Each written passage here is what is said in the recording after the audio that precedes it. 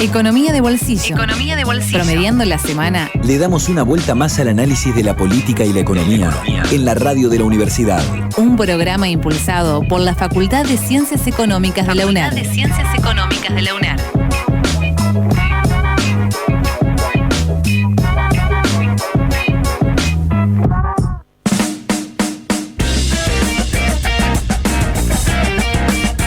Muy buenas noches, bienvenidos y bienvenidas a una nueva emisión de Economía de Bolsillo, el programa impulsado por la Facultad de Ciencias Económicas de la UNER. Como todos los jueves, nos encontramos en el aire de todas las radios de la Universidad Nacional de Entre Ríos con Ignacio Truco. Buenas noches, Ignacio, ¿qué tal? ¿Cómo estás? ¿Qué tal, Ceci? Muy buenas noches, muy contento de estar de nuevo en Economía de Bolsillo, en un país muy agitado políticamente, pero vamos a hablar de todo, vamos a hablar de economía, de política y bueno, muy atentos a la situación, ¿no? De todo lo que está pasando, que es evidentemente una situación anómala, ¿no? Absolutamente, se han acelerado las movidas políticas en las últimas horas.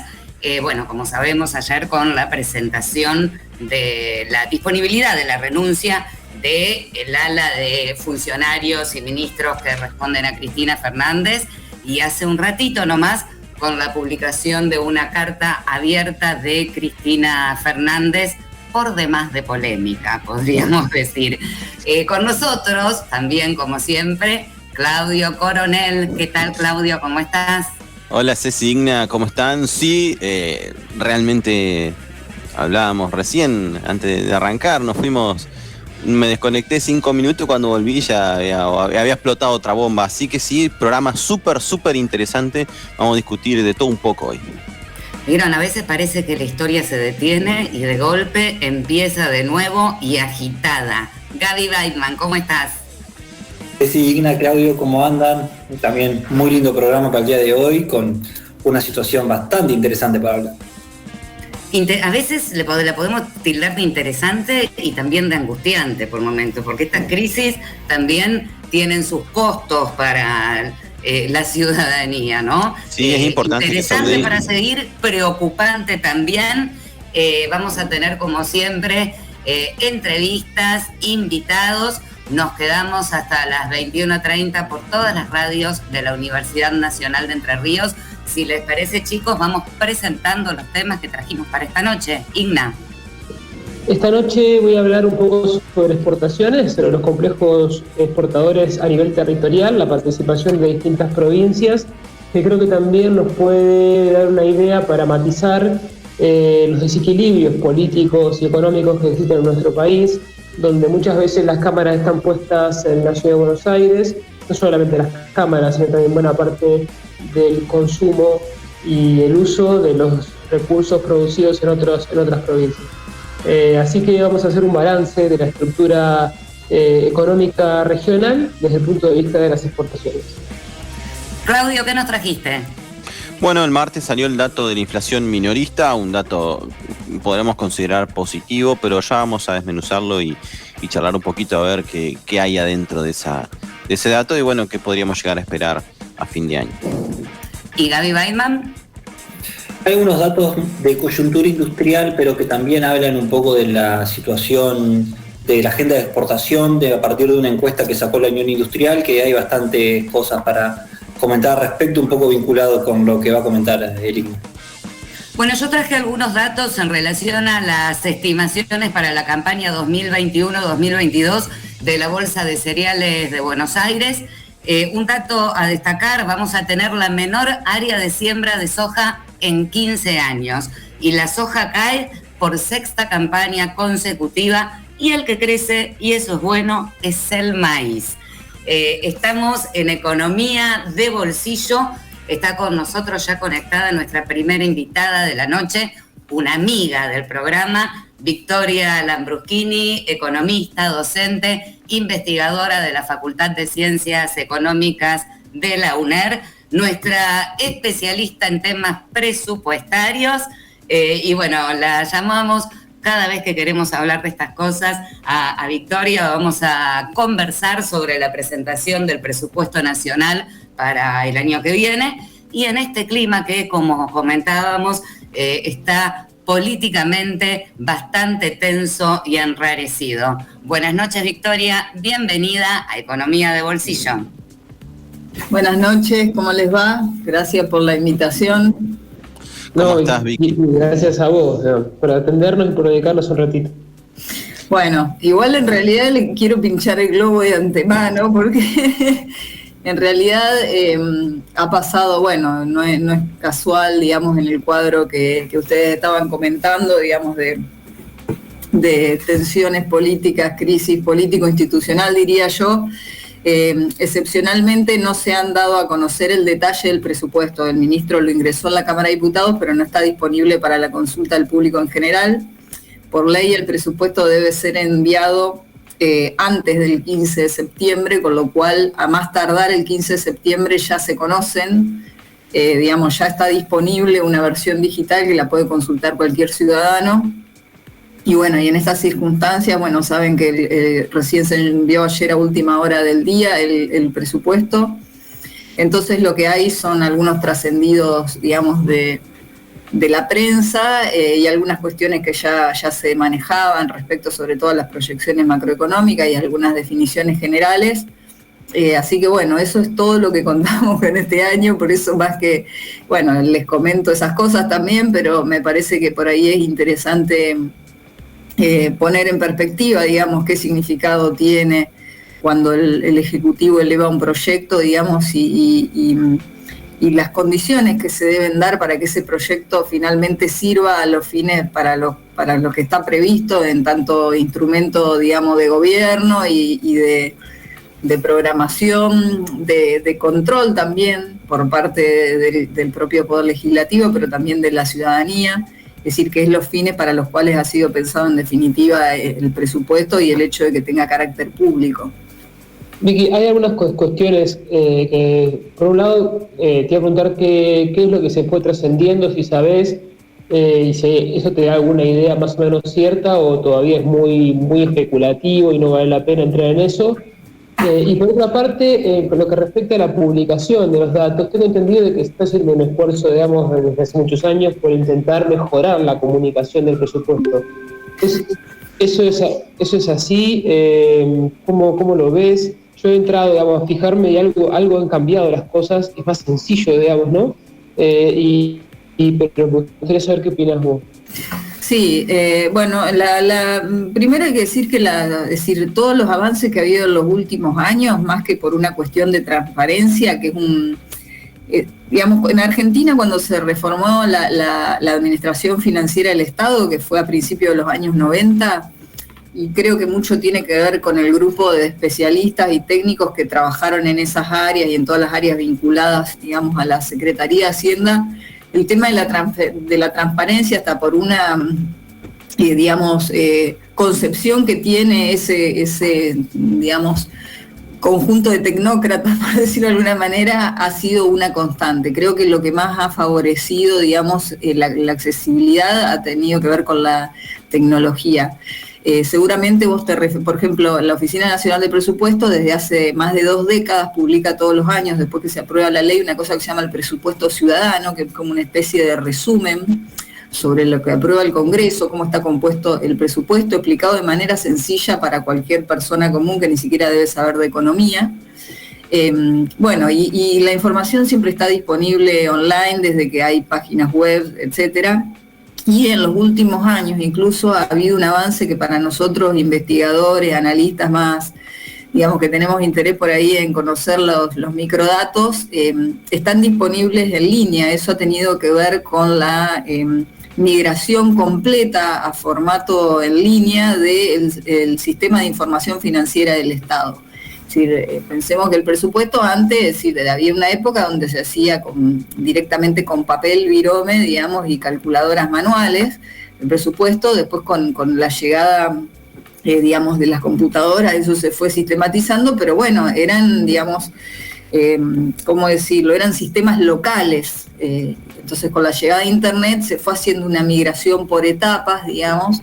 Primero se trató de vincular a la Oficina de Presupuesto con los organismos de presupuesto de cada área del Estado, Y bueno, y finalmente eso se pasó todo a la red y por lo tanto eso favoreció que ahora cualquiera pueda ir a consultar el dato más mínimo sobre el presupuesto. Está disponible en la base de datos de 2011 en adelante, con un menor detalle para los años anteriores, digamos, pero hoy en día cualquiera puede entrar y analizar el presupuesto, lo que está vigente ahora, la ejecución.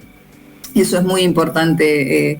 Lo que falta por ahí es más difusión en términos, bueno, que creo que está habiendo avances también la Oficina de Presupuesto para el Congreso, que era un viejo anhelo, digamos, de todo este grupo de especialistas, que exista ese organismo que es, digamos, es clave, por ejemplo, en Estados Unidos, y siempre se copiaba ese modelo. También genera muchos informes, digamos, estudios específicos que tratan de bajar a tierra, digamos, las cuestiones del presupuesto, y me parece que sí, hay muy buena información disponible, por ahí falta, ¿no?, hacer un poco más de pedagogía. Con respecto a los trascendidos ya es algo que se viene viendo. Yo, si tuviese que hacer un balance, me parece que el ministro Guzmán se toma, a diferencia de otras gestiones, muy en serio el tema del presupuesto. Digamos, él lo trata de marcar, digamos, como una herramienta que tiene que guiar toda la acción, y él cuando lo formula, digamos, lo piensa en esos términos, un presupuesto que está muy bien formulado. El problema que tiene, si se quiere, es que las pautas que él pone ahí las pone en tanto técnico, y después el presupuesto claramente, al ser el reflejo de un programa de gobierno, necesita de condiciones políticas. Este año incluso yo pienso que este proyecto que se ha presentado hay un gran interrogante, porque todo va a depender de cómo se resuelva esta crisis, qué pase en el Congreso, qué pase incluso si el presupuesto no se aprueba antes de las elecciones legislativas de noviembre, y por lo tanto se posterga para que, digamos, y se tiene que tratar o votar con los nueva representación legislativa que surja después de diciembre. Entonces, creo que este año, digamos, eso está mucho más presente, el hecho de que el presupuesto para servir necesita, digamos, de determinadas condiciones políticas, en primer lugar para que sea sancionado, digamos, y después también tiene que ver con la ejecución, digamos, y como se ha recriminado en este tiempo. Una cosa es el plan que trazó el ministro de Economía y otra cosa era el plan que tenía otros sectores en la alianza gobernante. Entonces, eso ha quedado de manifiesto. Me parece que otra vez, por los trascendidos que hay, el presupuesto se sabe que tiene una proyección de la inflación cercana al 34%, que sabemos que este año se quedó muy corto, es decir, la pauta que Guzmán había fijado para todo el año se alcanzó en el mes de julio, 29%, era la inflación acumulada a julio de este año y todavía faltaban 5 meses por delante. Y bueno, y después también se sabe que hay una pauta de reducir aún más el déficit fiscal, digamos. Eso ya lo venía anticipando. Este año, digamos, la única pauta que realmente se ha cumplido a rajatabla es lo que estaba previsto en torno a la reducción del déficit fiscal. Y bueno, también se prevé un dólar a casi 135 pesos hacia fines del año que viene, que, bueno, ahora te voy a escuchar tu columna, digamos, sobre cómo ves la balanza comercial. Bueno, se prevé un incremento en el presupuesto de casi el doble en la tasa de incremento de las importaciones respecto a las exportaciones, es decir, que el superávit fiscal, el superávit, digamos, comercial se va a ir achicando. Y bueno, y hay que ver qué pasa con la resolución del tema del acuerdo con el FMI, si puede volver a acceder al mercado internacional, porque si no, yo creo que no va a poder haber un levantamiento paulatino de las medidas de restricción cambiaria, y esas medidas de restricción cambiaria generan escasez de dólares que se podrían estar liquidando en el mercado local. Entonces, ese tipo de cambio de 135, bueno, va a depender de que se alineen unos cuantos planetas, con lo cual yo pienso que son las intenciones, digamos, y el camino en el cual quisiera avanzar en el ministro, pero eso tiene lógica y es consistente si se cumplen las pautas que él está previendo de los pasos que debería dar el gobierno, digamos, y bueno, y también cómo la economía responda a eso. Uh-huh. Victoria, una de las cosas que recriminaba Cristina en la famosa carta que salió recientemente, que no hemos podido terminar de leer porque es muy larga, lo que le recriminaba un poco Alberto, pero quizá indirectamente al gabinete económico, es esto de que hubo una austeridad fiscal, ¿no? Es decir, que en medio de un contexto donde quizá habría que ser un poquito más expansivo, no se lo hizo, sino que se jugó un poco más, vamos a decirlo de esta manera, un poco más ortodoxo. Dos preguntas sobre esto. ¿Cómo considerás esa mirada respecto de la ejecución del gasto y si pensás que la negociación con el acuerdo del fondo puede tener algo que ver? Sí, por supuesto, la negociación con el fondo tiene todo que ver. De todas maneras, yo, digamos, acá voy a sacar de mis opiniones personales sobre lo que ha hecho en términos económicos este gobierno. Yo soy muy crítica, digamos, pero pienso que si uno defiende una economía de mercado, etcétera, se tiene que adaptar en cierta medida a la forma en la que funciona la economía de mercado.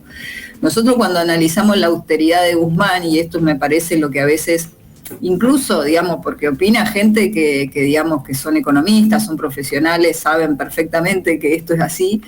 Es decir, la austeridad para mí ha estado signada, o digamos, o marcada, digamos, o impulsada fundamentalmente por el temor a una hiperinflación. Es decir, pensemos que el Estado está en una situación, yo no lo quiero comparar, digamos, con Alfonsín en el 87, es decir, no hay financiamiento para el Estado, es decir, el financiamiento que hay es a costos altísimos, se están propagando un montón de instrumentos atados a la evolución del dólar o a la evolución de la inflación, que sabemos que eso es un mecanismo explosivo de financiamiento, es decir, todo bien con el financiamiento en el mercado de capitales local, pero eso está todo, digamos, eso crece, digamos, para que te presten plata en estas condiciones de incertidumbre, con estos niveles de inflación, vos tenés que ganarle a la inflación, tenés que resolver esa incertidumbre, es decir, eso es otra bola de nieve, un poquito menos grave, digamos, que la bola de las LELIQs. Entonces, yo creo que la idea de Guzmán con este ajuste severo que hizo, porque como les decía, la única pauta que realmente se ha cumplido,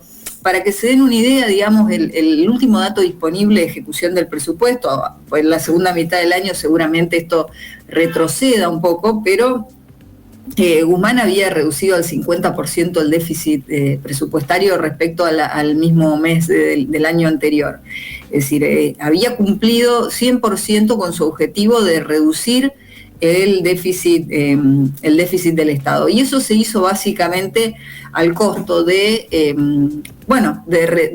mantener en el nivel de la inflación los gastos, digamos, y por supuesto los impuestos como la recaudación, digamos, los ingresos del Estado, la mayoría es ad valorem, es decir, está atada a la inflación, digamos, la recuperación es el ajuste silencioso de la inflación que ya todos conocemos, es decir, un gasto que en términos reales se mantiene igual, que en términos reales se mantiene igual o incluso se reduce, y los ingresos que crecen. Entonces, yo creo que el tema de la autoridad fiscal está básicamente, digamos, motorizado por eso, es decir, por el hecho de tratar de recurrir lo menos posible a la emisión, también pensando en que este año, digamos, todos los años electorales sabemos que en este país, digamos, hay tensiones cambiarias, porque la incertidumbre, porque la historia de la Argentina, porque las empresas que fugan.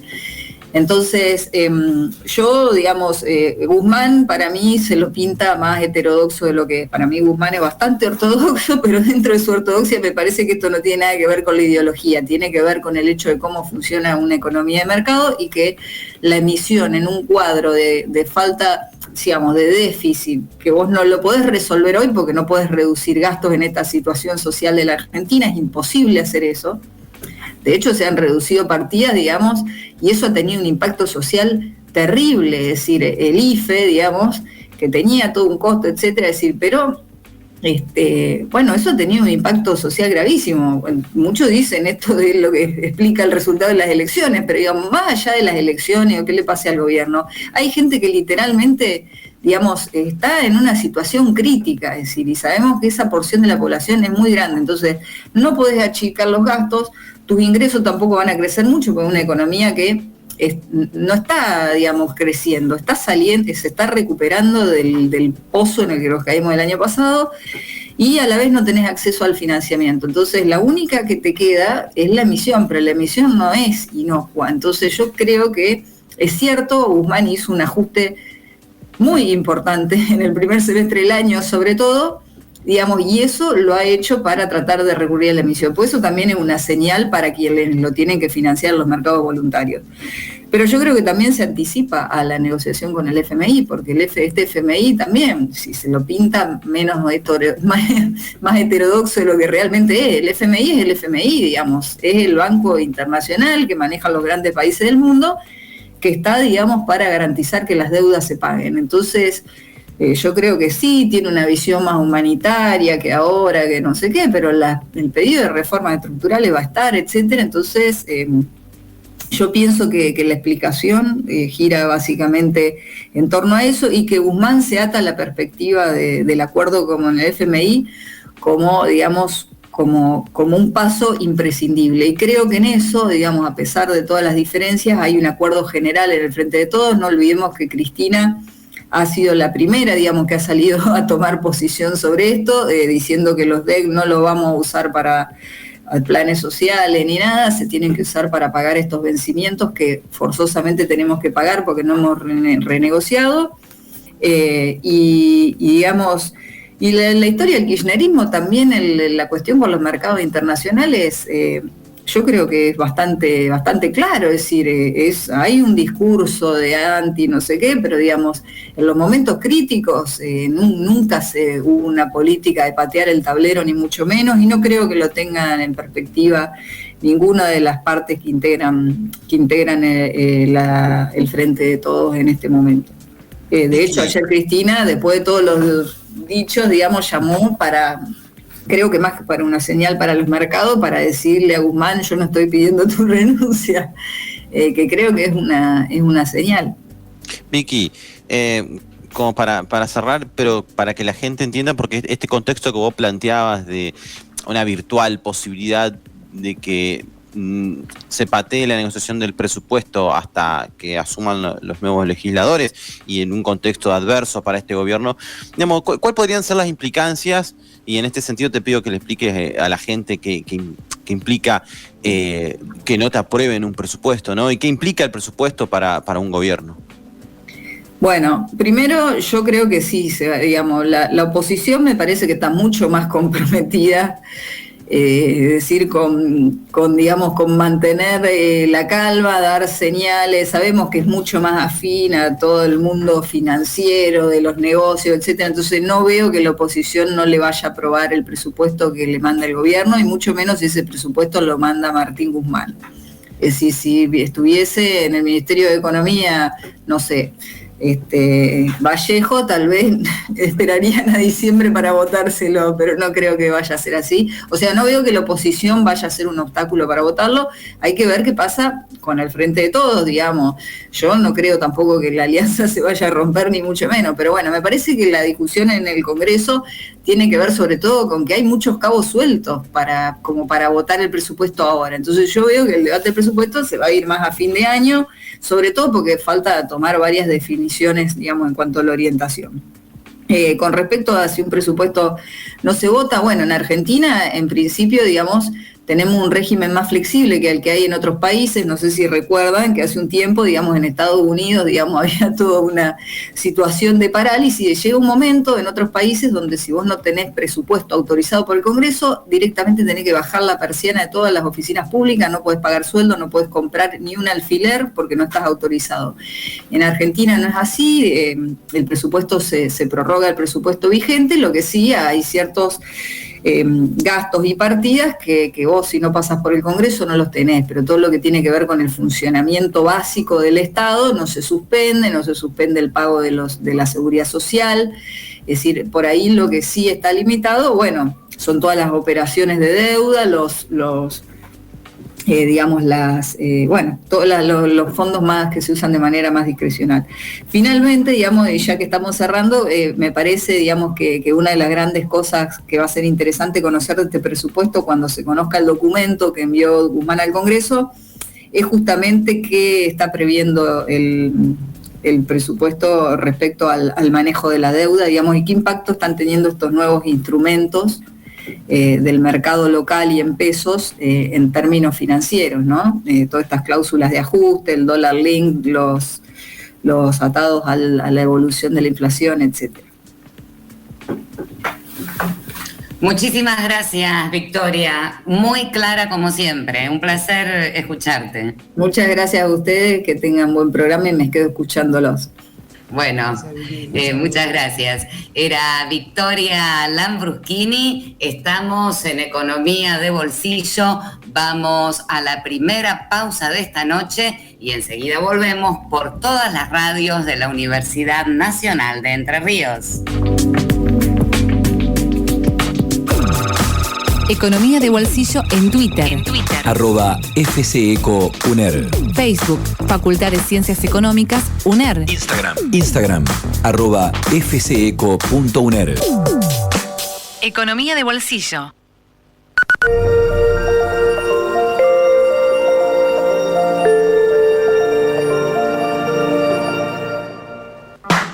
La UNER está con vos. Entra a carreras.uner.edu.ar y conoce todo lo que tenemos para ofrecerte. En 2022, estudia en la UNER, Universidad Pública y Gratuita. En 21 meses, trabajamos en más de 400 obras. Con nuestro gobierno nacional, hacemos las obras que Entre Ríos necesita. Reconstrucción Argentina. Gobierno de Entre Ríos.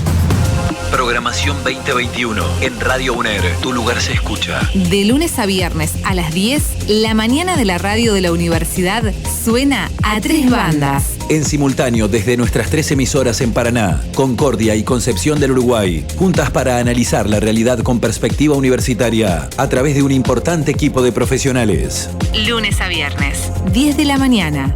A 3 bandas, por Radio UNER. Tu lugar se escucha. La radio ingresa a su segundo siglo de vida. Seguimos su ruta.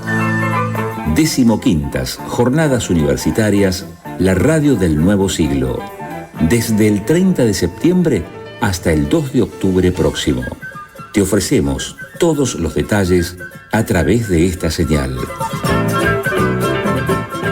15ª Jornadas Universitarias, la radio del nuevo siglo. Una iniciativa del Grupo de Docentes de Radio y la Asociación de Radios Universitarias Nacionales de Argentina.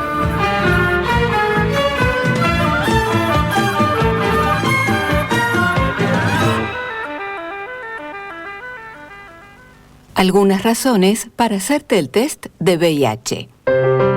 Porque la infección por VIH puede ser asintomática y el test es la única forma de detectarla. Puedes hacerlo sin orden médica, sin necesidad de estar en ayunas y no hace falta que seas mayor de edad. Si te da positivo, puedes empezar el tratamiento de manera oportuna. Es gratuito, confidencial y lo haces en hospitales o centros de salud de todo el país. 0800-333-3444. Ministerio de Salud de la Nación.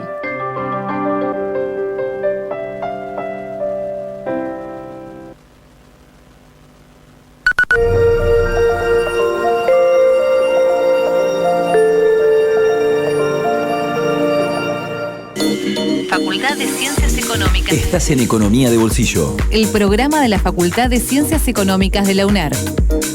Tu lugar se escucha. Seguimos en Economía de Bolsillo por todas las radios de la Universidad Nacional de Entre Ríos. Vamos a presentar ahora algunos datos de las estimaciones para la campaña 2021-2022 que hace la Bolsa de Cereales de Buenos Aires. Estamos hablando de la campaña agrícola, obviamente. Como decía hoy en la presentación, la soja continúa siendo nuestro principal cultivo, pero en esta campaña tendrá la menor área de siembra en 15 años. Y la implantación de soja está cayendo por 6ª campaña consecutiva. Por su parte, el maíz crece. Es la 7ª campaña consecutiva de crecimiento de siembra del maíz, y alcanza niveles récord. Estas estimaciones toman las cadenas de la soja, del maíz, girasol, sorgo, cebada y trigo. Cebada y trigo ya fueron implantados, los otros están por venir, y el informe da cuenta de estos datos. La superficie de siembra total de la campaña será de 34 millones de hectáreas, esto es un 2,1% más que en el ciclo anterior. La producción estimada está en 129,8 millones de toneladas. Esto es un crecimiento del 7,2% respecto de la campaña anterior, pero está abajo de nuestro récord. El récord fue en la campaña 2018-2019, que se alcanzaron casi 137 millones de toneladas. O sea, en esta campaña por venir estaríamos unos 5 millones de toneladas por debajo de nuestro récord de producción. Este informe, esta estimación, está proyectando menores precios para los commodities agrícolas, aunque manteniéndose estos precios en niveles altos. Con esta estimación de precios así, las exportaciones de granos y los subproductos de estas 6 cadenas estarían rondando los 35.577 millones de dólares. Esto es un 3% menos que la campaña anterior. 3% por debajo vamos a estar de la campaña 2020-2021. En relación a lo que se espera para la recaudación fiscal, que es por retenciones y otros impuestos, se proyecta en 14.630 millones de dólares. Esto es una reducción del 4,5% respecto del año anterior. En relación a la soja, la siembra de soja se va a iniciar el mes que viene. El área de implantación quedaría en los 16,5 millones de hectáreas. Es una disminución del 2,4% respecto del ciclo anterior y un registro similar al que se registró allá por 2006-2007, que se implantaron unos 16,1 millones de hectáreas. Tengamos en cuenta que la mayor siembra de soja que hubo en la Argentina fue en el periodo 2015-2016, cuando se superaron los 20 millones de hectáreas. Recordemos que en ese periodo que se alcanzaron los 20 millones de hectáreas, estaban prácticamente cerradas las exportaciones de trigo y de maíz, estaban intervenidos estos mercados. Pasando a algunas cuestiones ya para ir cerrando en relación al maíz, que decíamos que está creciendo por 7ª campaña consecutiva. La Bolsa de Cereales de Buenos Aires prevé una siembra récord de 7,1 millones de hectáreas para grano comercial. Tengamos en cuenta que el maíz también se siembra para el autoconsumo, para forraje, para la alimentación de animales. Para grano comercial son 7,1 millones de hectáreas. En producción también se alcanzaría un máximo histórico con 55 millones de toneladas. Es un crecimiento del 7,6% en la superficie de siembra y del 8,9% en la producción, siempre este crecimiento en relación a la campaña anterior. Y en este sentido, como decíamos, se ve una caída de la soja y un crecimiento del maíz en la composición del Producto Bruto Agrícola. La estimación del Producto Bruto Agrícola para esta campaña es de 42.030 millones de dólares. La soja va a estar aportando el 42,8%, es un 6,6% menos que el año pasado.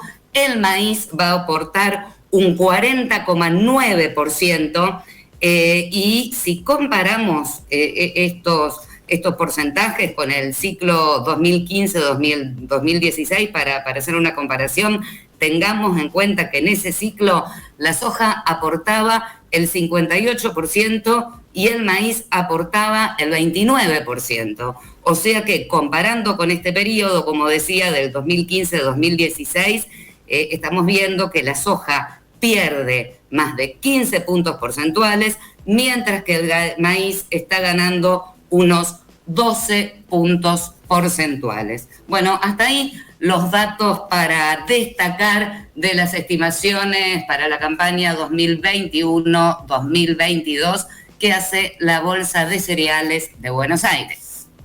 Sí, muy interesante, Ceci, lo que vos planteás. Me parece muy bueno lo del maíz, me parece súper interesante para destacar, no solo por las bondades que tiene en cuanto al cuidado de la tierra, ¿no? Que esas son, algún día podremos hablar con algún especialista de eso, pero también por la capacidad de generación de valor agregado. Sí me preocuparía, habría que ver cómo está pensado, qué perspectivas tienen por ahí los productores. Me preocuparía entre comillas, quiero dejar en claro lo que quiero decir.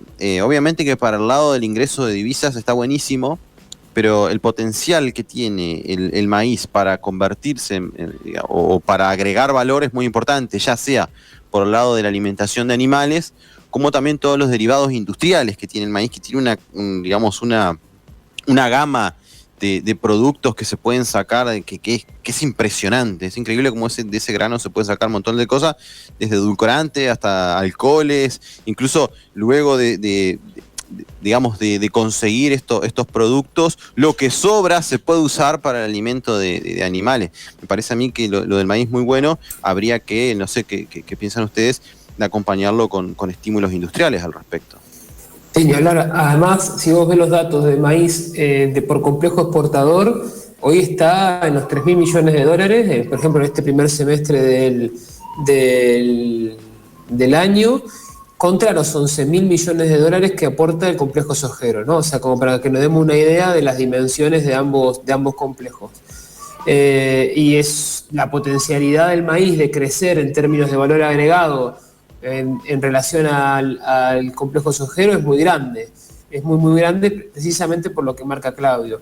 Y si además vos pensás que en el mediano plazo la demanda por alimentos va a ser cada vez mayor, y en particular por alimentos elaborados, digamos, porque tenés muchas oportunidades para crecer en ese aspecto, en particular con la venta de alimentos a los países deficitarios, digamos, que están en Asia, desde el sur hasta el este, digamos, desde la India hasta China, pasando por Indonesia, las principales 3 economías del futuro. La posibilidad, y todo el sudeste asiático, la posibilidad de agregar valor ahí es muy elevado.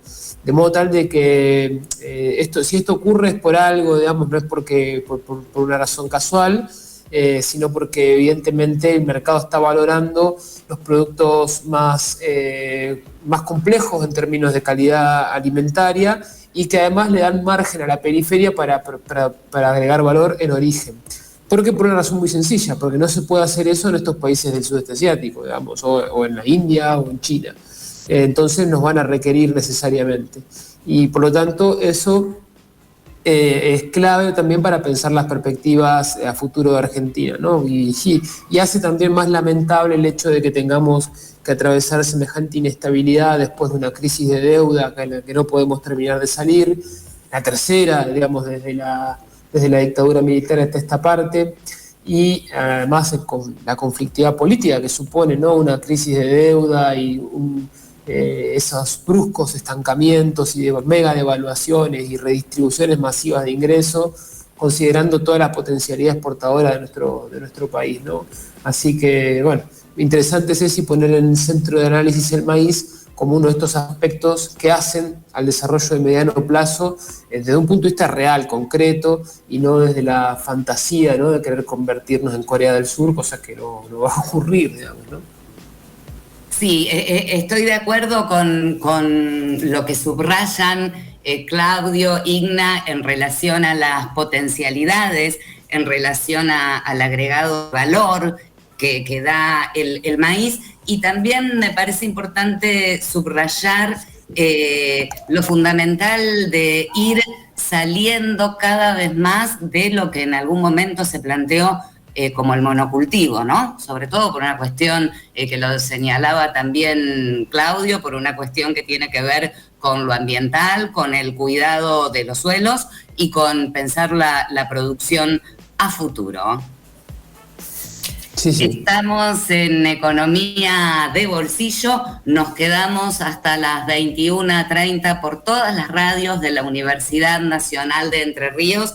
Vamos a recibir ahora al segundo invitado de esta noche. Estamos comunicados con Sergio Chousa. Sergio es economista, docente e investigador de la Universidad Nacional de Avellaneda, especializado en temas de finanzas, macroeconomía y política monetaria. La idea es conversar con Sergio sobre la coyuntura actual de la economía argentina, bueno, que como venimos diciendo durante todo el programa, está más agitada en estos días por las tensiones políticas que estamos viviendo. Buenas noches, Sergio. Bienvenido a Economía de Bolsillo. Hola, buenas noches para vos y para todo tu equipo. Hola Sergio, muy buenas noches, muchas gracias por atendernos, por dedicarnos un rato para hablar de macroeconomía. Quería conocer tu opinión acerca de la evaluación general de la macroeconomía en Argentina, en particular considerando que ha habido una recuperación post-pandemia, pero que sin embargo esa recuperación no es, digamos, muy acelerada, ¿no? Es como un crecimiento relativamente moderado y al mismo tiempo unos precios internacionales relativamente buenos. ¿Cómo ves vos esa combinación? Sí, venís saliendo de una crisis de 3 años en materia macro, con muchas consecuencias socioeconómicas. Es increíble, pero son pocos los países en el mundo, ¿no?, que han llegado a la pandemia con 2 años previos de caída de la actividad y del poder adquisitivo de los salarios. Casi que hay que contar con los dedos de la mano, ¿no?, la cantidad de experiencias que hay con esa lógica. Acá en la región tenemos a Venezuela. Creo que el caso de Nicaragua, si mal no recuerdo, en 2018 también habían caído, con lo cual también eran 2 años, pero son muy, muy poquitos casos en el mundo. Y bueno, obviamente eso se siente, ¿no? Con el factor acumulativo del cimbronazo de la pandemia se siente y bueno, hoy estamos transitando ese proceso de recuperación, todavía es gradual, está empezando de hecho, y va a diferentes velocidades, ¿no? No a todos los sectores, no a todas las regiones, no a todas las actividades económicas les está llegando la misma proporción, ¿no? Y eso es un poco, me parece también lo que explica el resultado electoral y, ¿no?, cierto desánimo que todavía se percibe, a pesar de que, ya siendo mes de septiembre, ¿no?, transcurridas casi 3/4 partes del año, los números macroeconómicos, la verdad que hoy en día están mejor, ¿no? Vos ves los diferentes indicadores de actividad, incluso ves los indicadores más vinculados a la inflación y la evolución de los salarios contra la inflación.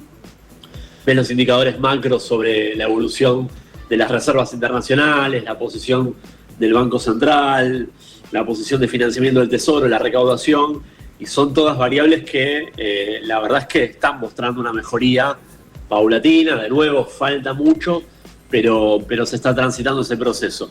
Lo que pasa es que, como te decía, ¿no?, digamos, las velocidades no son todas velocidad crucero constante, sino que hay sectores, hay actividades, hay rubros y hay segmentos de las y los asalariados a los cuales les está tardando un poquito más, ¿no? Entonces, ese desánimo acumulativo de 3 años de una economía complicada, la verdad que se siente mucho, ¿no? Sergio, vos sabés que si vos ves, ahora yo he preparado algunos datos para comentar más adelante en el programa sobre capacidad instalada. Y cuando vos ves el aumento de la capacidad instalada, ¿no?, hay una recuperación paulatina que por supuesto fue muy acelerada cuando salimos de la pandemia, pero si uno ve la tendencia, es como una recuperación más bien lenta. Y evidentemente el contraste con el dato de ocupación de capacidad instalada no está en los datos de pandemia, sino en la crisis a la que nosotros nos precipitamos en el 2019, donde la cosa se fue a niveles de depresión económica, ¿no? Al mismo tiempo, la recuperación se da en un contexto de reestructuración de deuda con el sector privado y una negociación con el FMI. ¿Pensás que Argentina puede conciliar esas dos cosas en el mediano plazo, lograr estabilizar una tasa de crecimiento del producto, incrementar paulatinamente la capacidad instalada en la industria, en la ocupación, perdón, y al mismo tiempo lograr un acuerdo con los acreedores, en este caso del Fondo Monetario?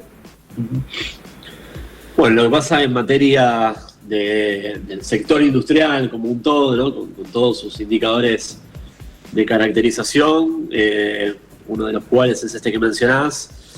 A ver, digamos, el uso de la maquinaria fabril es algo que va pasando diferentes grados de utilización conforme la economía recupera, con lo cual, obviamente, si bien a nivel de producción, en algunos sectores vamos superando niveles de 2020, 19, y estamos ya a niveles de 2018, eso no es homogéneo, ¿no? No se da en la totalidad de sectores dentro de la industria.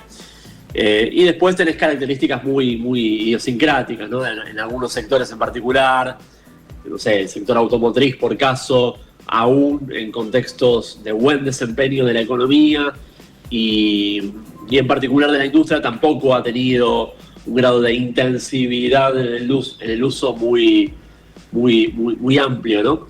Yo creo que eso no es un problema, digo, me preocuparía más lo contrario, ¿no? Que lleguemos a una situación de uso pleno y no haya un financiamiento, no tengamos resuelta la cuestión financiera como para aceitar las inversiones que te amplían ese nivel de capacidad instalada, ¿no? Así que eso se conecta, ¿no? De alguna forma con el otro pilar, que es el de terminar de remover los obstáculos para que la situación financiera se termine de estabilizar. Teníamos dos grandes desafíos, uno vinculado al canje de deuda privado, que fue lo que se desarrolló a lo largo de 2020, con un proceso que se coronó en el mes de septiembre. Uno tiende a pensar que fue favorable, ¿no? La negociación fue una resolución importante, donde el país se termina ahorrando 37 mil millones de dólares en 10 años, producto de la baja de la tasa de interés respecto de las condiciones preliminares, ¿no? Pero bueno, no alcanza con eso, falta el segundo pilar, sin el cual la cuestión financiera no está resuelta de fondo. Y bueno, es un bloque, ¿no? Ya sabemos cómo es una negociación en el Fondo Monetario, donde entran en consideración factores que por fuera de lo técnico, porque la verdad que desarrollar una curva de vencimiento que más o menos pueda ser llevadera para el país, renegociar que no haya sobrecargos de tasa, hacer una cláusula para que Argentina se pueda posteriormente al acuerdo en unos años sumar a una eventual modificación en las condiciones para países con líneas crediticias de este estilo. Esos aspectos que son más técnicos son los más sencillos para resolver. Lo que uno tiende a pensar que puede llegar a generar rispideces, focos de tensión, y lo que hace que no lo hayas resuelto de un minuto al otro, ¿no? Y rápido en 2020, es la cuestión más de carácter geopolítico, ¿no? Donde, bueno, para tener la aprobación de un nuevo programa necesitamos una mayoría calificada, ¿no? Con el esquema institucional del Fondo Monetario, donde además sabemos que ahí el liderazgo desde lo geopolítico está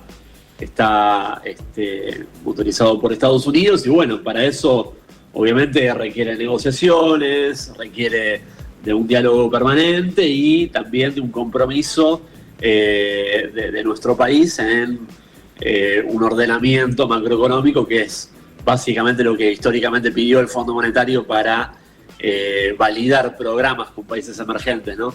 Con lo cual, bueno, uno entiende que es algo que demora, lleva su tiempo. Por otro lado, la verdad es que no es una espada de Damocles que te impida avanzar, porque en paralelo que vos vas renegociando, podés ir encauzando tu macroeconomía, resolviendo otras cuestiones, pero hay que hacerlo, ¿no? Digo, no hay que perder de vista que para tener una mejora plena en el financiamiento y que por ende, por caso, puedas tener mejores canales crediticios, un mecanismo financiero más flexible sobre el sector privado, por ejemplo, para lo que decíamos antes, motorizar las inversiones de las empresas y ampliar las existencias de maquinaria y de equipo. bueno, hay que solucionarlo, ¿no? Ese pendiente hay que tacharlo, esperemos que sea en el mediano plazo y no se postergue mucho más allá de los primeros meses del año que viene, ¿no? Sergio, el martes salió el dato de la inflación, 2,5, un buen dato, más allá que 2,5 es alto, pero como veníamos, un buen dato. Antes de pedirte una opinión de eso y qué podemos esperar para después, preguntarte si no pensás que la aceleración inflacionaria que tuvimos a partir de septiembre del año pasado, por poner una fecha, que obviamente tiene que ver con una recomposición de demanda y de márgenes de las empresas, el gobierno no podría haber hecho un poco más como para que esa recomposición de márgenes no fuera tan rápida, ¿no? Que se distribuyese un poco más en el tiempo como para que no pegara tan fuerte como pegó en estos meses. Y bueno, quizás también, si bien el salario real dejó de caer, está o por lo menos la pendiente que tenía no es tan pronunciada, está en niveles muy bajos y bueno, también digamos impactan en términos electorales. Sí, primero coincido con tu diagnóstico de que es importante tener 5 meses consecutivos ya de desaceleración en los números inflacionarios, pero al mismo tiempo no es suficiente, falta muchísimo más y 2,5% no son niveles ni normales ni deseables, con lo cual, bueno, sin arrebatarse, sin precipitarse y que termine siendo contraproducente, hay que seguir profundizando este proceso. Por lo pronto, ya vimos la presentación del presupuesto de 2022 con un parámetro de inflación del 33%, que te da algo así como 2,3, 2,4% por mes.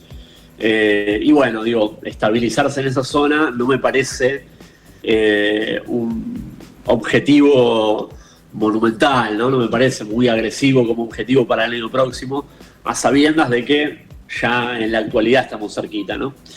Con lo cual, digo, para empezar ese diagnóstico. Después sí, digo, el proceso que se viene dando, yo creo que está influido por muchos factores, ¿no? El principal para este año, digamos, lo que explica el desajuste inflacionario no este año, empezó ya último trimestre del año pasado y siguió en el primer trimestre de este año. Tiene que ver con el shock de precios internacionales. Eso me parece que es insoslayable, porque uno ve las experiencias de otros países, digamos, ve no solamente la percepción general en otros países, sino también, bueno, los números de los indicadores, la cobertura de los medios sobre lo que está pasando en materia de precios, y bueno, les está pasando algo parecido. Obviamente, ¿no? Sin el dramatismo de los números argentinos. Pero que yo te diga que algunos productos en Estados Unidos, y hay cobertura mediática al respecto, hay notas, uno lo puede googlear en un minuto y lo encuentra, algunos alimentos en Estados Unidos han tenido aumentos de 30, 40% en el último año. Si uno lo evaluara en un contexto de normalidad, diría, esta persona está loca, no es real lo que me está diciendo. Bueno, está pasando esto, está pasando ahora en Estados Unidos. Y así en muchos países más, ¿no? Donde realmente el impacto del shock de los precios de los commodities, que tuvieron una suba de entre 40 y 60% hasta el mes de abril, mayo, cuando ahí se empezaron a moderar, y ahora se estabilizaron un poquito a la baja, pero bueno, todavía desde niveles muy, muy por encima de la última parte del año pasado, ¿no? Digo, ese factor me parece que es central, ¿no? No podemos explicar el mini fogonazo del mes de marzo que dio 4,8 con alimentos arriba del 5 si no tenemos esa consideración, ¿no? Y después, bueno, hay una multiplicidad de otros factores. Te agarro el que mencionás vos, me parece también un factor relevante. Está habiendo ese proceso, es un proceso que es típico en la economía argentina en contextos de recuperación. Contextos de recuperación resurgen tensiones distributivas entre trabajadoras y empresarios, con el condimento extra, en este caso, de que no solamente las y los trabajadores venían de 3 años consecutivos de caída en el nivel de ingresos, sino también los empresarios, ¿no? Porque fueron años muy malos, 2018 y 2019. No es que había un modelo de juego de suma cero o de frazada corta donde uno se tapaba, el otro se destapaba, uno ganaba, el otro perdía. No, perdían tanto las empresas como las y los trabajadores. Entonces, digo, entiende uno en ese contexto que se esté produciendo esta puja, esta tensión por la recomposición de márgenes. ¿Podrías haber hecho más para coordinarlo mejor? Bueno, yo creo que es un aspecto para discutir, me parece válido el debate. También uno se pone en los zapatos, ¿no?, de una administración económica, ¿no?, del Ministerio de Economía, el desarrollo productivo, las áreas encargadas de eso, y también uno piensa, bueno, somos una economía de tamaño medio, ¿no?, 45 millones de personas, casi 600.000 empresas. Digo, no es que uno se sienta en la computadora, dice, voy a coordinar mejor, veo quién es el que tiene tal vez cierta avivada y rápidamente puedo accionar. Bueno, tenemos una Secretaría de Comercio que está activa, que ha puesto muchas multas en el último año ante situaciones de abusos contra los consumidores o incumplimientos de programas específicos, pero bueno, uno es verdad, siente que no alcanza, que siempre se puede hacer un poco más.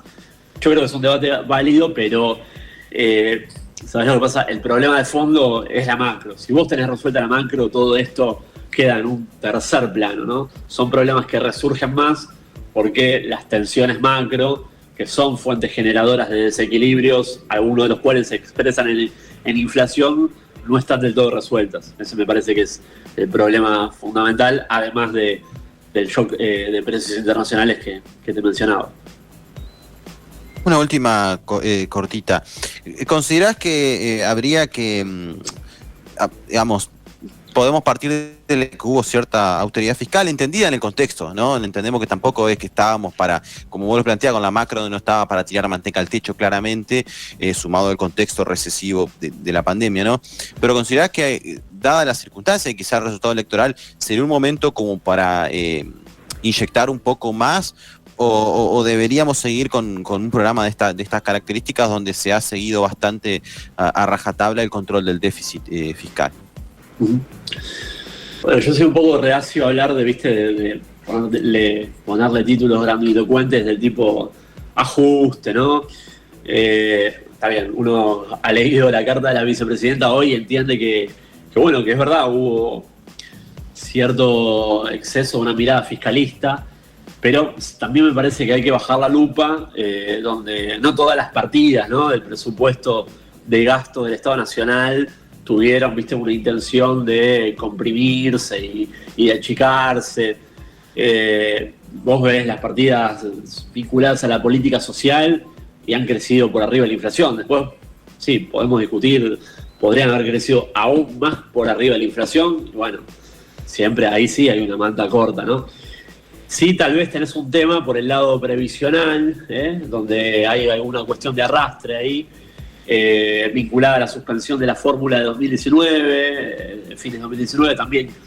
Es cierto que era otro contexto, pero me parece que ahí hubo un tema que te terminó trayendo una cuestión desde lo político y desde lo real, ¿no?, de la calidad de la vida de la gente, en particular las y los jubilados, las y los perceptores de programas ajustables por la fórmula de movilidad, que te generó algún ruido, ¿no? Y es una partida con mucho peso, mucho volumen en el presupuesto. Dicho esto, me parece que todo esfuerzo que se pueda hacer para acelerar el proceso de recomposición de ingresos es válido. No creo que tenga que tener necesariamente ser una respuesta de reflejo ante el mal resultado electoral del oficialismo.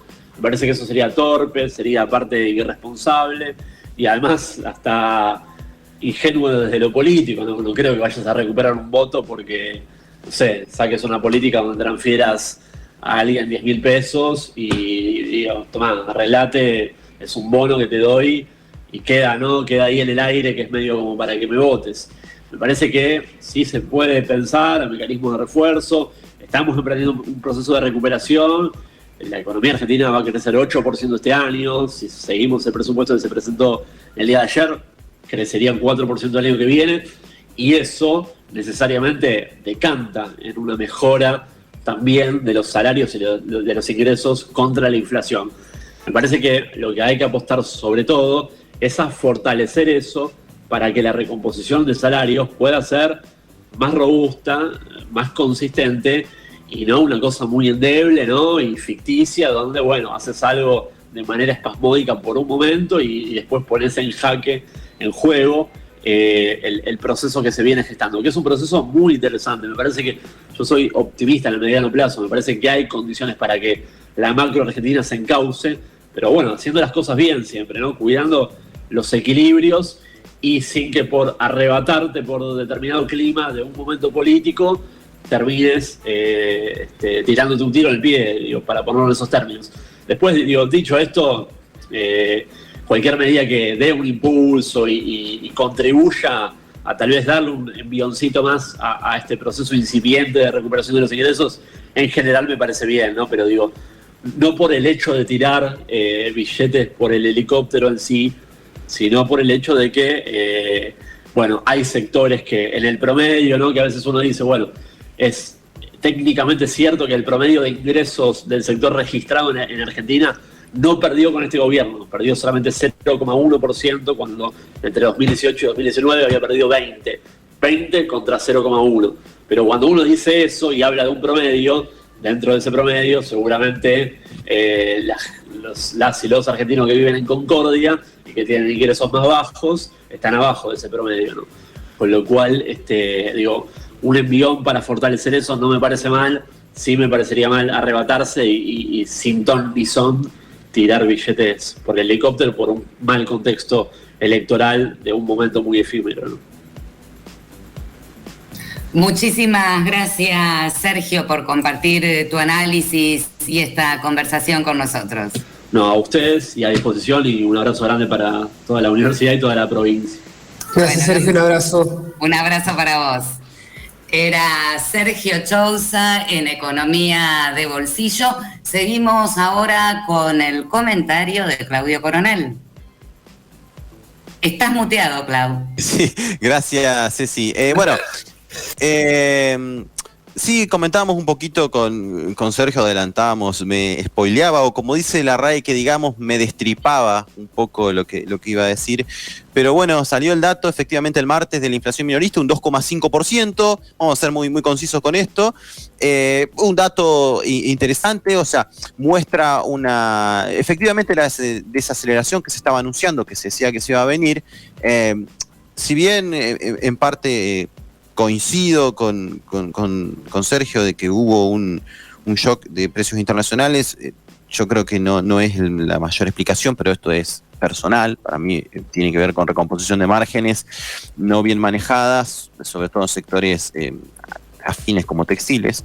Pero en definitiva, la desaceleración se estarían dando las condiciones. De hecho, las expectativas que releva el Banco Central, que son cuestionadas, pero bueno, muestran también convalidan, digamos, este comportamiento de la inflación con una previsión de que por lo menos se va a estabilizar en estos valores, y creo que lo que está pensando el ministro, si es que son ciertos los trascendidos del presupuesto, aunque no parezca, la verdad es que no lo comparé, pero para un dato destacado, algunos valores de algunos productos cárnicos tuvieron un crecimiento negativo, así que bajaron sus precios, aunque en macroeconomía decir que bajan los precios medio de locos, pero por lo menos eso se observa en lo que releva Index. Sí, muy preocupante, crecieron mucho los lácteos, y tienen un peso muy importante en lo que es la canasta familiar. Sí, me parece que es preocupante. Digamos, todo lo que es queso, los lácteos vienen con un crecimiento muy importante ya hace bastante tiempo. El café, para lo que nos gusta el café, subió un 10%. Algunos productos de limpieza como el jabón subieron un 6%. Limpieza en general tuvo un aumento importante. Los pañales, Ignacio, siguen subiendo 3,2%. Así que bueno, hay que volver al pañal de tela. Hay que volver al pañal de tela y si tenías el de goma para lavarlo. Bueno, y parte que explica también la desaceleración, ¿no? Es los estacionales. Si uno mira lo que se llama la inflación núcleo, que es la parte de la inflación que no está explicada, o que mejor dicho no está incidida fuertemente por regulaciones ni por impuestos, tuvo un crecimiento en torno al 3%.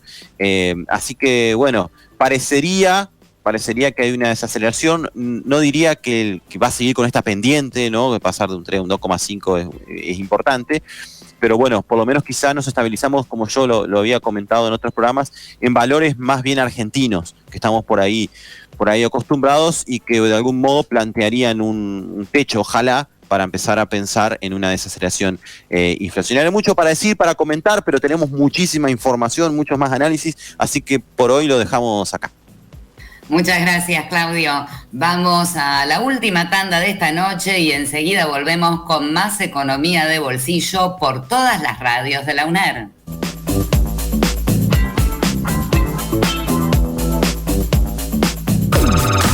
Economía de bolsillo en Twitter. @FCEcoUNER. Facebook, Facultad de Ciencias Económicas, UNER. Instagram, @FCEco.UNER. Economía de bolsillo.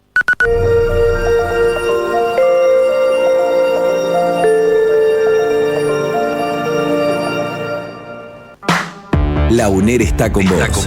Entra a carreras.uner.edu.ar y conoce todo lo que tenemos para ofrecerte. En 2022, estudia en la UNER, Universidad Pública y Gratuita. La editorial de la Universidad Nacional de Entre Ríos ofrece a través de su portal online eduner.uner.edu.ar su catálogo completo de publicaciones científicas, académicas y literarias.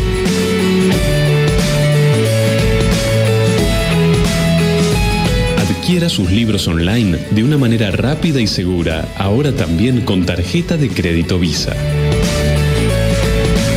Eduner, editorial de la Universidad Nacional de Entre Ríos. En Radio UNER, cada noche a las 20, tu lugar se escucha. Los lunes, Sofía Uranga y un gran equipo hacen memoria para construir nuestro futuro en La Raíz del Grito. Los martes, la música no encuentra límites ni fronteras en El Canto de los Cronopios, una producción de la Facultad de Ciencias de la Educación con la conducción de Ariel Levati y Paula Kinsbatter. Los miércoles, Sandra Míguez hace periodismo humano en Y de repente la noche. Los jueves, Cecilia Volken e Ignacio Truco le dan una vuelta más al análisis de la actualidad en Economía de Bolsillo, el programa impulsado por la Facultad de Ciencias Económicas. Y los viernes, la noche se llena de historias en relatos épicos de un bufón, con la conducción de Alejo París. Cada noche a las 20. De lunes a viernes a las 20, en las noches de Radio UNER. De lunes a viernes a las 20. Tu lugar se escucha. Jornadas universitarias. La radio del nuevo siglo. Edición número 15. El ingreso a una nueva centuria. Desde el 30 de septiembre hasta el 2 de octubre, sesiones, debates y clases asociadas. Tendrás toda la información a través de esta emisora.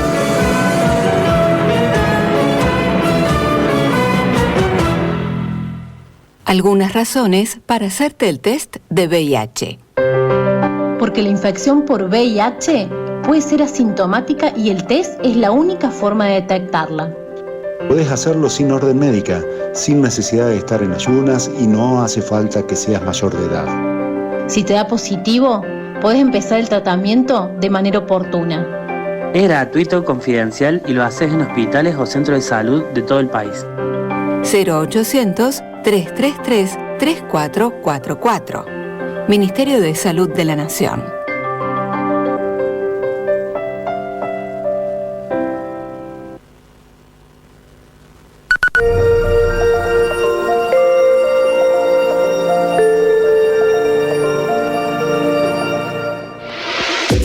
Hasta las 21:30, Economía de Bolsillo, por Radio UNER. tu lugar se escucha. Último bloque de esta emisión de Economía de Bolsillo. Es el momento ahora del comentario de Ignacio Truco sobre exportaciones, balanza de pagos y ocupación de la capacidad instalada. Ignacio. Gracias, Ceci. Sí, efectivamente vamos a hacer un análisis un poco más general de la economía argentina como para ver nuevamente, esto no lo hemos hecho por única vez hoy, sino que volvemos un poco sobre el mismo punto, aunque agregando algunas variables o dimensiones nuevas. En estos días, entre estos días y la semana pasada, hubo una serie de datos que me parece son interesantes comentar y analizar. En primer lugar, el tema de la capacidad instalada, de la utilización de la capacidad instalada. Eso nos da una idea de, bueno, cuánto margen tiene la economía argentina para crecer en sus diferentes ramos industriales, digamos, sin que ello genere, digamos, cuellos de botella de carácter productivo, ¿no? Y Argentina, con un país con desempleo estructural, incluso desempleo oculto, que puede llegar a niveles relativamente altos, muy altos en comparación con la historia económica argentina. Es decir, que nos da una idea de cuál es nuestro límite, al menos en términos productivos. Y hoy estamos en un 64%, ¿no? Y si uno ve la historia de la capacidad instalada ocupada, lo que ve es que desde el 2017, que se produjo la crisis de la devaluación de Macri, digamos, en fines del 2017, comienzo del 2018, y se produjo una fuerte recesión económica, a partir de ahí cayó la ocupación de la capacidad instalada sistemáticamente hasta enero del 2020, y a partir de ahí pegó una caída muy fuerte vinculada con el coronavirus, de la cual se recupera a fines del año 2020, y a partir de ahí hay como una suerte de tendencia, más allá de las oscilaciones, a una recuperación. Es decir, que en este momento hay una tendencia leve a la recuperación, no tanto ya del coronavirus, sino fundamentalmente de la crisis a la que entramos con las sucesiones de mega devaluaciones y crisis recesivas en las que nos dejó el gobierno anterior. La recuperación actual, sin embargo, es lenta, digamos. Es una recuperación moderada, no es una recuperación muy acelerada. Incluso si uno, digamos, proyecta la tendencia actual, ¿no?, de los últimos meses, los últimos, 6-7 meses de crecimiento de la capacidad instalada, nos tomaría prácticamente 1 año y medio o 1 año al menos para llegar a los niveles de fines del 2017, ¿no?, que tampoco son los más elevados. Estaremos hablando del 70% de la capacidad instalada cuando hemos llegado a tener niveles más altos en momentos de mayor actividad económica. Entonces la pregunta es ¿por qué no tenemos empleo, tenemos fuerza de trabajo, tenemos recursos naturales, tenemos capacidad industrial? ¿Por qué no ponemos en marcha la maquinaria y el gobierno se arriesga, por ejemplo, a perder unas elecciones en un año relativamente clave con todos los conflictos políticos que eso trae? No quiero decir que eso ha sido la causa de la derrota electoral, pero evidentemente una economía creciendo mucho más rápido probablemente hubiese matizado, si no cambiado los resultados, ¿no? Y bueno, la pregunta es ¿por qué? Y la respuesta es relativamente sencilla. Es porque hay un recurso del que no tenemos, que son básicamente las divisas externas necesarias para comprar los bienes de capital, pero fundamentalmente los insumos, los repuestos de la maquinaria y el combustible, digamos, ¿no? Es decir, el material necesario, las sustancias que se le ponen a la industria para que funcione, ¿no? Es decir, nosotros no tenemos producción de bienes de capital, no tenemos producción de insumos, hay materiales que no tenemos y no tenemos un déficit energético que no es fácil de resolver. Es decir, que en definitiva tenemos un montón de cosas, pero no todas las suficientes como para poder desarrollar una recuperación económica que nos sitúe en niveles de pleno empleo y los recursos que nosotros tenemos en nuestro territorio. Y eso implica que estructuralmente hay una fuerza de trabajo relativamente subocupada, que es importante, y toda recuperación es lenta. Y si uno ve, digamos, la recuperación de la balanza de pagos, vamos a ver que tenemos una balanza de pagos con muy buenos precios internacionales que nos han permitido crecer y al mismo tiempo nos han permitido lograr esta recuperación paulatina, pero siempre con moderación, considerando que además de que tenemos pocos dólares, andamos con lo justo en términos de saldo comercial, porque requerimos muchos insumos industriales para poder, y otros bienes de capital y piezas y combustible para poder crecer. Además tenemos que pagar una parte importante, digamos, en la cuenta de ingreso primario, que son los intereses de deuda y utilidades que pagamos netas, ¿no?, de las que recibimos respecto a las que enviamos al exterior, por los préstamos o por las inversiones extranjeras directas, inversiones en cartera que se realizan en el resto del mundo en nuestro país. Y esos son unos 2.000 millones de dólares anuales que es poco en relación a lo que se estaba pagando antes con el mega endeudamiento del gobierno anterior, pero sigue siendo, digamos, pesado para una economía como la Argentina que todavía no termina de resolver ese aspecto. Y para poco, si uno quiere además profundizar y preguntarse, ¿y de dónde vienen esos dólares, digamos, ¿no? Que son escasos y que están limitando fuertemente las posibilidades de recuperación económica de la Argentina después de un mega endeudamiento que hizo que muchos fugan capitales que se usen para el turismo y para otras, o para el consumo de lujo, o para, sobre todo para el endeudamiento, o fuga y formación de activos externos, de encima de mala calidad, y turismo. Bueno, ¿de dónde vienen esos dólares? Entonces uno empieza a ver, digamos, cómo es la estructura regional de los dólares en Argentina, no se lleva ninguna sorpresa. Es una estructura profundamente asimétrica. En Argentina hay muy pocas provincias que tienen, digamos, una relación en la que sus exportaciones están sus exportaciones per cápita están por encima del promedio. Nosotros más o menos tenemos unos 1.500 dólares per cápita de exportaciones anuales en promedio, si tomamos los últimos 4 años. Si uno va al fino va a encontrar que básicamente tenemos la provincia de Santa Fe con 4.142, la provincia de Santa Cruz con 8.102 y la provincia de San Juan con 1.800, la provincia de Córdoba con 2.500 y la provincia de Chubut con 5.000 dólares per cápita. Son las únicas provincias que están por encima del promedio nacional en la aportación de los dólares a la economía nacional. Y si nos ponemos a pensar, digamos, particularmente la provincia de Santa Fe y la provincia de Córdoba, al mismo tiempo son grandes aportadoras en términos de cantidad, ¿no? De muchas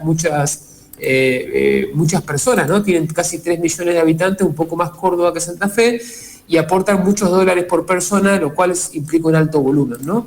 Por encima de la contribución. Después tenemos otras menores, digamos, que están relativamente cerca, como puede ser Entre Ríos, con 1.100 millones de dólares, la provincia de Buenos Aires, que tiene un aporte de 1.300 dólares por persona al acervo de dólares nacionales, no está muy lejos de lo que es el promedio nacional, y otras como por ejemplo Santiago del Estero, que también aporta 1.087 dólares por persona, que no es tampoco un número que esté tan lejos, digamos, del promedio nacional. Pero después otras están un poco más lejos. Mendoza, por ejemplo, apenas aporta 800 dólares por persona. Y la pregunta es, ¿cuánto aporta el gran consumidor de dólares, donde están ubicados los paraísos financieros que después evidentemente mandan la plata al exterior, donde está la región con mayor valor agregado, es decir, con mayores salarios del país, donde se realizan la mayor parte de las grandes infraestructuras que consumen los recursos que sí tiene disponible nuestro país? Bueno, ¿qué es eso? La ciudad de Buenos Aires, como podrán imaginar, que apenas aporta 110 dólares por persona de exportaciones anuales. De modo tal de que hay un desequilibrio muy fuerte al respecto, y es un desequilibrio que suele perderse de vista en el análisis de la estructura económica argentina, que evidentemente le hace falta dólares, pero no todos los que ponen dólares los ponen en la misma medida, y eso no se refleja en el balance político e institucional, en la gestión económica de nuestro país, donde básicamente, como dice el dicho, Dios atiende en Buenos Aires. Muy interesante, Igna. Muchas gracias. Nos quedan unos minutos finales para Gabriel Weinman. Gaby. Gracias, Ceci. Gracias, Igna. Muy interesante lo que comentabas. Y la idea era comentar unos datos que ha publicado la Unión Industrial Argentina, en alguna medida vinculado con lo que estaba comentando el Igna con la inserción exportadora del sector industrial. La Unión Industrial de Argentina este año ha realizado una serie de encuestas temáticas que van siguiendo un poco la coyuntura y van profundizando en algunos temas puntuales. En esta oportunidad, esta semana publicaron uno sobre exportaciones. Cuando hablar de exportaciones, refieren a algunos datos coyunturales que en alguna medida confirman esta tendencia que viene teniendo el sector industrial del país de una recuperación, ya que pregunta cómo han evolucionado el nivel de producción, el nivel de ventas hacia julio de este año, y ven cómo cada vez un mayor porcentaje de empresas encuentran que en el mes que se le consulta respecto a los meses anteriores vienen en aumento sus niveles de producción y sus niveles de venta, y se profundiza así también lo que es la demanda laboral. Hay cada vez más empresas que están contratando personas y cada vez menos empresas que han reducido su planta de trabajo laboral en ese mes de referencia. Pero hay algo bastante interesante, que es una pregunta la pregunta es la siguiente. Se refiere: ¿cómo encuentra respecto a hace un año atrás su empresa, su sector y la economía del país? ¿Y cómo espera que esté de acá a un año su empresa, su sector y la economía del país? Y ahí siempre, sistemáticamente se ha visto un dato, que es que aproximadamente el 50%, 60% de las respuestas sobre la situación de la empresa evalúan que está mejor respecto a hace un año, y en alguna medida esperan estar mejor dentro de un año. A nivel de actividad, el 40-50% ve que está mejor el sector que hace un año y espera que esté mejor, pero respecto del país siempre hay entre un 25 y un 30% que evalúan que la situación del país es peor que la de hace un año y esperan que esté peor de acá a un año. Con esa mirada de un optimismo hacia adentro y un pesimismo hacia una situación general, con muchas hipótesis que pueda haber en el medio, desde la dificultad para responder una pregunta así, hasta estrategias, me parece a mí, empresariales que tratan de aislarse de los efectos de la situación económica a su dinámica interna y exponerse menos a las situaciones de riesgo del país, como menos apalancamiento, menos endeudamiento y mayor autonomía respecto de una tasa de interés, un tipo de cambio o los niveles inflacionarios, que por ahí son las variables que más les puede llegar a impactar internamente. Y más allá de la situación coyuntural, la referencia respecto de la inserción exportadora menciona, por un lado, una coyuntura de exportación un poco más estable, y también con un aumento de las exportaciones del sector industrial, pero que es un ritmo no muy acelerado. Pero cuando se le consulta sobre una estrategia de cómo podrían profundizar la inserción exportadora, una gran mayoría de las empresas estiman que podrían profundizar su inserción internacional, ya sea por diferentes destinos o por un incremento del volumen de los que tienen actualmente, y que encuentran como que las ventajas que podrían tener los productos de estas industrias en referencia a otros países podría ser una atención personalizada o diseños diferenciados como un valor agregado en un mercado mundial frente a otros valores como un menor costo o un mejor precio. Y respecto a los programas de incentivos para la inserción exportadora, si bien la mayoría de las industrias declaran que su inserción internacional ha comenzado con programas de incentivos, tales como los reintegros de importación o ferias comerciales y rondas de negocios, que así fue como comenzaron su inserción en las exportaciones, declaran que hay mucha ausencia de otros tipos de programas que podrían profundizar su situación, sus exportaciones, como particularmente resaltan los hubs logísticos, los programas de exportación simple y el bajo también comunicación que tiene con los organismos públicos, que podrían potenciar la agenda exportadora como carencias para profundizar las exportaciones de las industrias. Así que por lo menos creo que da una imagen de el impacto que pueden llegar a tener políticas de exportación un poco más finas, más allá de las políticas macroeconómicas de exportación como un tipo de cambio o una política comercial, la importancia de ese entramado fino de la política de exportación, que es muy importante pero que todavía no está teniendo un impacto fuerte en la actualidad. Muchas gracias, Gaby. Se nos terminó el tiempo por esta noche. Vamos a ver con qué nos encontramos la semana que viene. Se espera que mañana se anuncien nuevas medidas económicas. Seguramente habrá movimientos políticos, así que, bueno, a seguir atentos, y seguramente el jueves que viene vamos a tener otro programa intenso. Igna, Claudio, Gaby, como siempre, un gusto encontrarnos en el aire de la UNER. Igualmente, hasta la semana que viene. Hasta la semana Chau, que viene. nos vemos. Será hasta el próximo jueves, como siempre, nos encontramos a partir de las 20 con más economía de bolsillo por todas las radios de la Universidad Nacional de Entre Ríos. Chau, hasta la próxima.